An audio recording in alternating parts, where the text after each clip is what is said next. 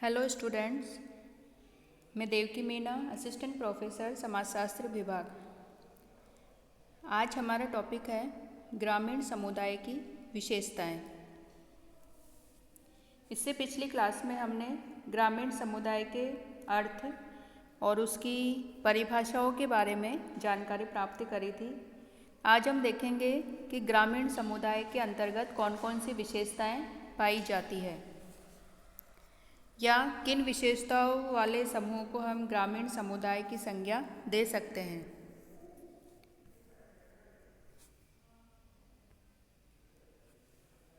तो ये विशेषताएं इस प्रकार हैं। सबसे पहली जो विशेषता है ग्रामीण समुदाय की या गांव की, वो है जीवन यापन प्रकृति पर निर्भर। तो ग्रामीण समुदाय के लोगों का जो जीवन है वो प्रमुख रूप से प्रकृति के ऊपर निर्भर है, जैसे कि कृषि, पशुपालन, शिकार, मछली पकड़ना, भोजन संग्रह आदि की जो क्रियाएं हैं वो प्रकृति के ऊपर निर्भर रहती है। इन सभी कार्यों के लिए व्यक्ति को प्रकृति से प्रत्यक्ष और निकट संपर्क में रहना पड़ता है और मौसम के अनुसार ये व्यक्ति अपने आप को ढालता है और उसकी जो व्यवसाय की प्रकृति को भी प्रभावित करने में जो प्राकृतिक कारक है उनका महत्वपूर्ण स्थान होता है, जैसे कि वर्षा, शीत ऋतु, गर्मी आदि कृषि को प्रभावित करती है और कृषि ग्रामीण क्षेत्र का प्रमुख व्यवसाय है। दूसरी ओर हम देखें तो जो नगर का जो जीवन आधार है वो उद्योग है, इसलिए जो नगरवासियों का प्रकृति से अप्रत्यक्ष संपर्क होता है। तो इस प्रकार हमें कह सकते हैं कि ग्रामीण समुदाय में लोगों का जो जीवन है, जीवन यापन है, प्रमुख रूप से प्रकृति के ऊपर निर्भर रहता है। नेक्स्ट जो विशेषता है वो है समुदाय का छोटा आकार। तो प्रकृति पर प्रत्यक्ष निर्भरता समुदाय के आकार को छोटा बनाती है, क्योंकि कृषि कार्य या पशुपालन में जीवन यापन के लिए प्रति व्यक्ति जो भूमि की मात्रा है वो भी अधिक होनी चाहिए। इसके बिना या इसके अभाव में सभी लोगों का जीवन निर्वाह करना संभव नहीं हो पाता। तो ऐसी स्थिति में ग्रामीण समुदाय का आकार छोटा रहता है, जबकि दूसरी ओर हम नगरों को देखें तो वहाँ पे जो जीवन यापन है वो उद्योगों के ऊपर लोग आश्रित रहते हैं, इसलिए वहाँ हजारों की संख्या में लोग एक ही व्यवसाय में या एक ही उद्योग में काम करते हैं और उनके लिए अधिक भूमि की भी आवश्यकता नहीं होती और इस कारण शहरों का जो आकार है वो बड़ा होता है और ग्रामीण समुदाय है उसका आकार छोटा होता है प्रकृति के ऊपर निर्भरता के कारण। नेक्स्ट है कम जनसंख्या। तो गाँव में प्रति वर्ग किलोमीटर में जो जनसंख्या का अनुपात है वो शहरों की अपेक्षा बहुत कम होता है, क्योंकि ग्रामीण लोगों के पास प्रति व्यक्ति भूमि अधिक होती है, क्योंकि इसके बिना जो कृषि कार्य है और जो पशुपालन का जो कार्य है वो संभव नहीं होता।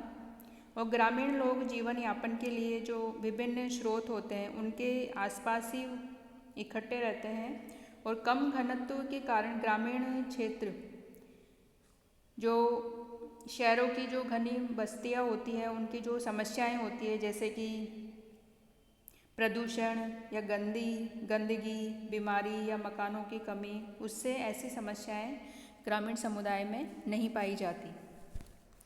नेक्स्ट जो विशेषता है ग्रामीण समुदाय की वो है प्राथमिक संबंधों की प्रधानता।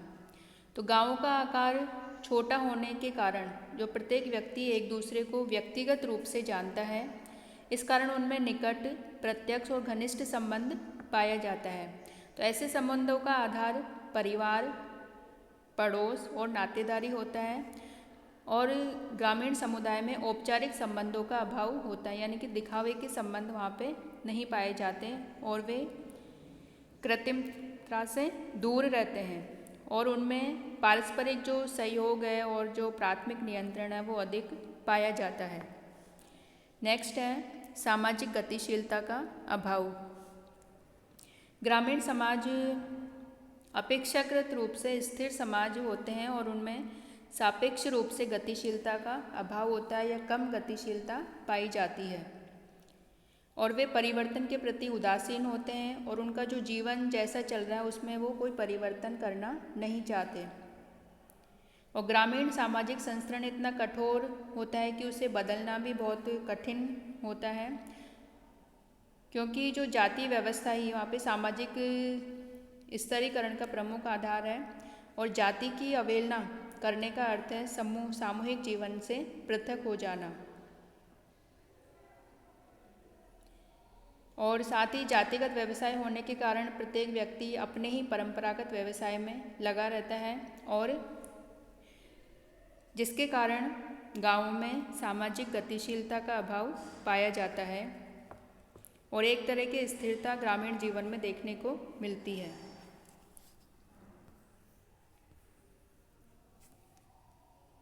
इसी प्रकार जो नेक्स्ट विशेषता है ग्रामीण समुदाय की वो है धर्म का महत्व।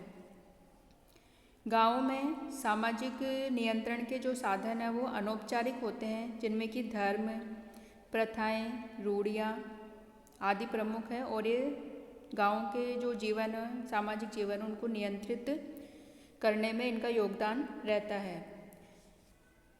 और धर्म गाँव के जीवन का प्रमुख केंद्र है, क्योंकि जो गांव में जो दैनिक और जो वार्षिक जीवन की जो अनेक क्रियाएं हैं वो धर्म से ही प्रारंभ होती है और जो धार्मिक विश्वास हैं, क्रियाएं हैं, उनके साथ ही समाप्त होती है। और गांव में ईश्वरीय शक्तियों को आदर, भय और श्रद्धा के आधार पर देखा जाता है और ग्रामीण समुदाय में पाप, पुण्य, स्वर्ग, नर्क, कर्म, धर्म, अच्छाई, बुराई आदि की भावना अधिक पाई जाती है और ग्रामीण समुदाय का जो जीवन है वो प्रथाओं और रूढ़ियों में अधिक बंधा हुआ रहता है। नेक्स्ट है सामुदायिक भावना। ग्रामीण क्षेत्र शहर की अपेक्षा छोटा होता है, इस कारण वहाँ के लोगों में अपने गांव के प्रति अधिक लगाव या हम की भावना पाई जाती है, क्योंकि गांव में जो प्राथमिक संबंध है उसकी प्रधानता होती है और गांव के जो संबंध होते हैं वो निकट होते हैं, प्रत्यक्ष संबंध होते हैं और घनिष्ठ संबंध होते हैं और इन संबंधों के कारण ही गांव में सामुदायिक भावना अधिक प्रबल होती है। नेक्स्ट है संयुक्त परिवार। भारतीय गांवों की जो प्रमुख विशेषता है वो संयुक्त परिवारों की प्रधानता। संयुक्त परिवार में 3 या अधिक पीढ़ियों के जो सदस्य हैं वो एक साथ रहते हैं, एक साथ भोजन, इनका जो भोजन है, भोजन, संपत्ति, पूजा पाठ आदि शामिल होता है या सम्मिलित होता है। ऐसे परिवारों का जो संचालन है या जो मुखिया है वो सबसे जो वृद्ध व्यक्ति है या अधिक उम्र वाला व्यक्ति है वो प्रमुख होता है या मुखिया होता है ऐसे परिवारों का। और परिवार के जो प्रमुख निर्णय हैं जो मुखिया के द्वारा ही लिए जाते हैं और परिवार के जो सभी सदस्य हैं उसकी आज्ञा का पालन करते हैं और उसे आदर और सम्मान की दृष्टि से देखते हैं। तो संयुक्त परिवार की जो प्रथा है वो गाँवों की ग्रामीण समुदाय की प्रमुख विशेषता है। नेक्स्ट है मुख्य व्यवसाय कृषि। भारतीय गाँवों में निवास करने वाले जो व्यक्ति है उनका प्रमुख व्यवसाय कृषि है और ग्रामीण क्षेत्र में लोग प्रत्यक्ष और अप्रत्यक्ष रूप से कृषि के द्वारा ही अपना जीवन यापन करते हैं।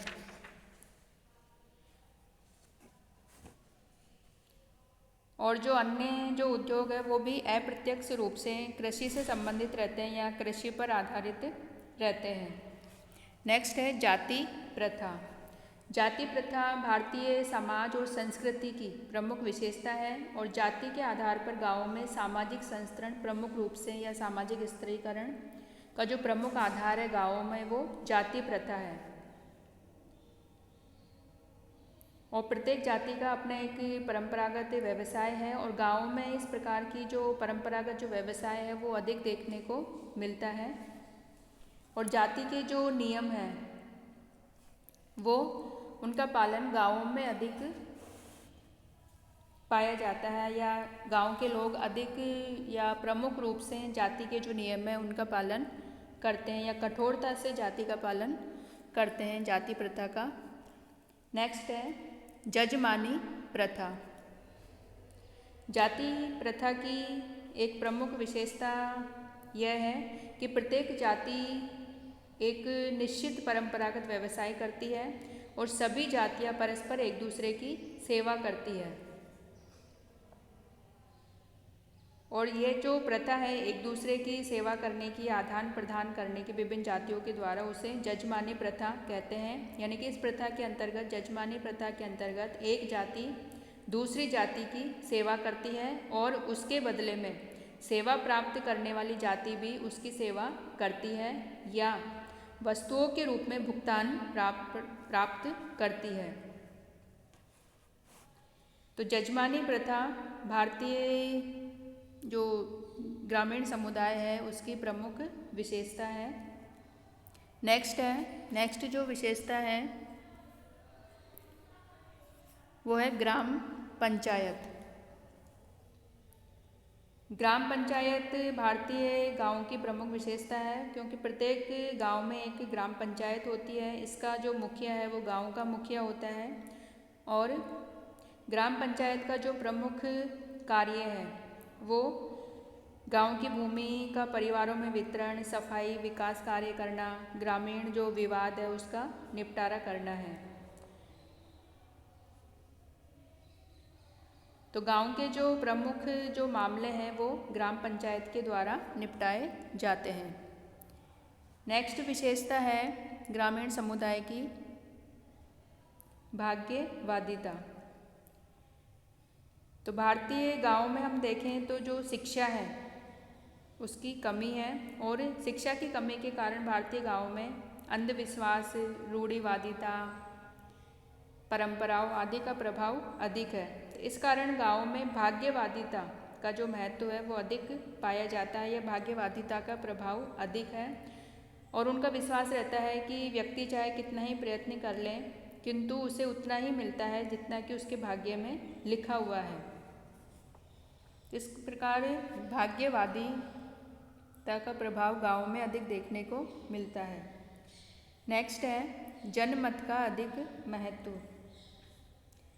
ग्रामीण क्षेत्रों में जनमत का बहुत अधिक महत्व होता है और सभी गाँव में या ग्रामवासियों में जनमत का एक प्रकार से भय पाया जाता है और जनमत की जो शक्ति को कोई चुनौती देने का साहस नहीं करता। यानी पंच लोग जो कुछ कह देते हैं उसी को सभी लोगों के द्वारा स्वीकार किया जाता है और जनमत की जो अवहेलना करता है उस व्यक्ति की निंदा भी सभी लोगों के द्वारा की जाती है और ऐसे व्यक्ति की समाज में या ग्रामीण समुदाय में उसकी जो प्रतिष्ठा होती है वो भी कम हो जाती है। तो इस प्रकार ग्रामीण समुदाय में जनमत का प्रभाव अधिक देखने को मिलता है। नेक्स्ट विशेषता है सामाजिक समरूपता।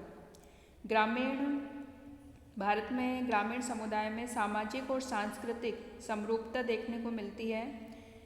यानी कि ग्रामीण क्षेत्र का जो जीवन स्तर होता है उसमें अधिक असमानताएं नहीं होती शहरों की भांति। यानी कि सभी लोग एक ही प्रकार की जो भाषा, त्यौहार, उत्सव, प्रथाएं, जीवन विधि एक ही प्रकार की होती है और उनके सामाजिक, आर्थिक, सांस्कृतिक या राजनीतिक जीवन में अधिक अंतर नहीं पाया जाता।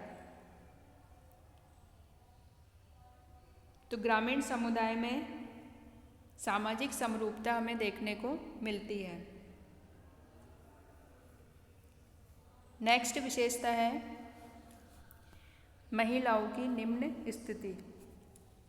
तो भारतीय ग्रामीण समुदाय में महिलाओं की जो स्थिति है वो दयनीय है, क्योंकि ग्रामीण समुदाय में जो विभिन्न समस्याएं हैं महिलाओं से संबंधित वो अधिक पाई जाती है, जैसे कि बाल विवाह, पर्दा प्रथा, विधवा पुनर्विवाह का अभाव, कन्यावध, आर्थिक दृष्टि से पुरुषों पर निर्भरता, पारिवारिक संपत्ति में अधिकार नहीं होना, विवाह विच्छेद का अभाव आदि ऐसे कारण हैं जिससे कि ग्रामीण समुदाय में की जो सामाजिक स्थिति है उसमें महिलाओं की जो स्थिति है वो कमज़ोर होती है या निम्न स्थिति देखने को मिलती है।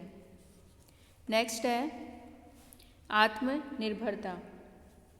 भारतीय गांवों को एक आत्मनिर्भर इकाई के रूप में परिभाषित किया जा सकता है। यहाँ पे आत्मनिर्भरता केवल आर्थिक क्षेत्र से संबंधित नहीं है बल्कि सामाजिक, सांस्कृतिक और राजनीतिक दृष्टि से भी महत्वपूर्ण है। जैसे कि जजमानी प्रथा के द्वारा जातियाँ परस्पर एक दूसरे के आर्थिक हितों की पूर्ति पहले करती थी। राजनीतिक दृष्टि से भी जो ग्राम पंचायत है और गांव का मुखिया सभी जो विवाद है उनका निपटारा करता था। परंतु वर्तमान में यातायात के साधनों के विकास, औद्योगिकरण, केंद्रीय शासन की स्थापना आदि के कारण जो गांवों की जो आत्मनिर्भरता है वो धीरे धीरे समाप्त होती जा रही है। तो इस प्रकार भारतीय समाज में जो ग्रामीण समुदाय है उनकी जो विशेषताएं हैं वो आज हमने देखी। तो ये जो विशेषताएं हैं भारत में ग्रामीण समुदाय में लगभग सभी गांवों में ये विशेषताएं कम या अधिक रूप में हमें देखने को मिलती है।